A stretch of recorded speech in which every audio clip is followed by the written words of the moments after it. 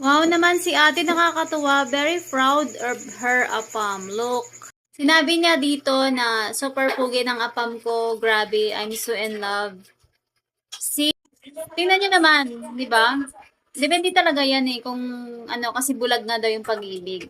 So, wala yan siguro sa kung ano yung panlabas na anyo. Kung mahal mo, mahal mo. Kung hindi mo lulukuhin, hindi mo lulukuhin. Kung hindi ka cheater, hindi ka cheater. Mga ganon. Compare mo dito sa na isang foreigner na ito na iniwan po siya ng isang Pinay or Filipina na hindi natin alam yung reason talaga kung bakit.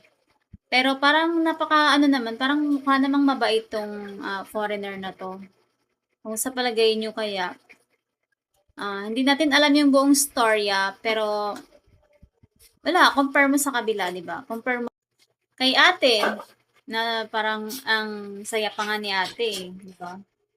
So, hindi forget my foreigner, ito, kung mapera, ganyan. At saka, alam mo yun, basta kasabi lagi ng iba na ano, sana all, ganyan. Ewan ko lang. Ano sa tingin nyo? So yun, so wala pa rin sa itsura ng tao. Hindi yun ka man o hindi. So, nasa iyo pa rin yun. Depende sa pagpili mo ng isang tao kung faithful ba sa'yo o hindi. May mga tao pa rin talaga na deserve mahalin o nag-i-stay sa isang tao kahit na ganun. So, hindi sila nagbabase sa personal na ano ng tao, kundi sa personality ng tao, kung gaano sila i-treat ng isang tao. So, depende talaga.